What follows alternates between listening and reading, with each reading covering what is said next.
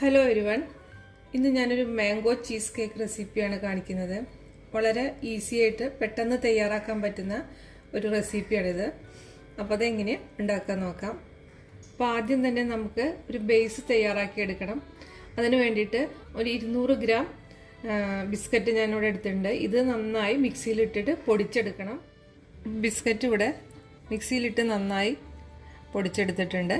ഇനി ഇതിലേക്ക് ബട്ടർ ചേർത്ത് ഒന്ന് മിക്സ് ചെയ്തെടുക്കണം. ഇതിലേക്കിപ്പോൾ 2 ടേബിൾ സ്പൂൺ ബട്ടർ ചേർത്ത് കൊടുത്തിട്ടുണ്ട്. ഇനി നന്നായി ഒന്ന് മിക്സ് ചെയ്ത് കൊടുക്കാം. ഇതിലേക്ക് 1 ടേബിൾ സ്പൂൺ കൂടി ബട്ടർ ചേർത്ത് കൊടുത്തിട്ടുണ്ട്. ഇത്രയും മതിയായിരിക്കും. ഒരുപാട് ബട്ടർ ഒഴിക്കേണ്ട ആവശ്യമില്ല.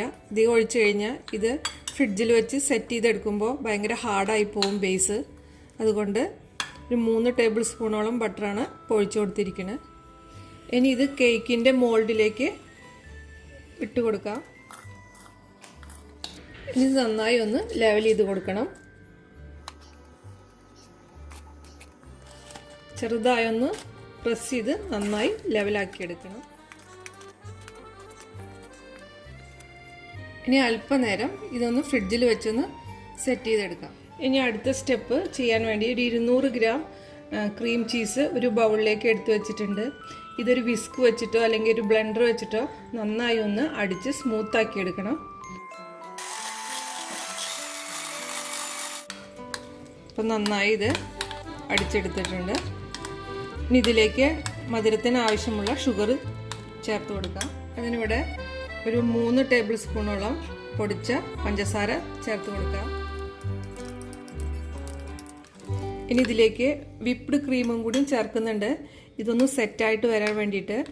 അപ്പോൾ ആ വിപ്ഡ് ക്രീമിൽ ഷുഗർ ചേർത്താണെങ്കിൽ ഇതിലേക്ക് നോക്കിയിട്ട് ചേർക്കാവൂ പഞ്ചസാര, അല്ലെങ്കിൽ അത് മധുരം അധികമായി പോവും.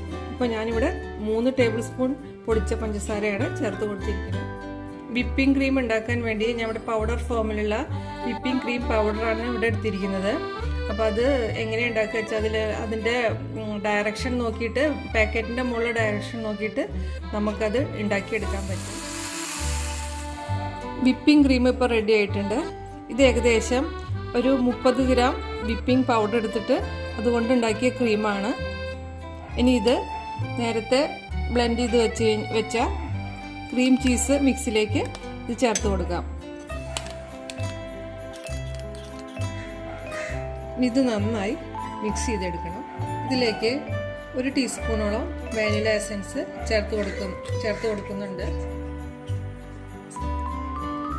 ഇനി ഈ മിക്സ് നേരത്തെ ഫ്രിഡ്ജിൽ സെറ്റ് ചെയ്യാൻ വെച്ച കേക്ക് മോൾഡിലേക്ക് വെച്ച് കൊടുക്കണം.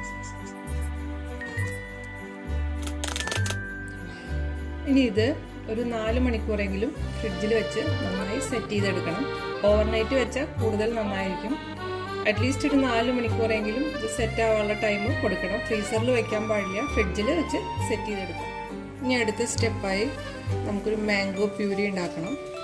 അതിന് വേണ്ടിയിട്ട് ഇവിടെ ഒരു മാംഗോ, നല്ല പഴുത്ത മാംഗോ ആണ്, ഇത് കട്ട് ചെയ്ത് വെച്ചിട്ടുണ്ട്. ഈ മിക്സിയിൽ നന്നായി അടിച്ചെടുക്കണം.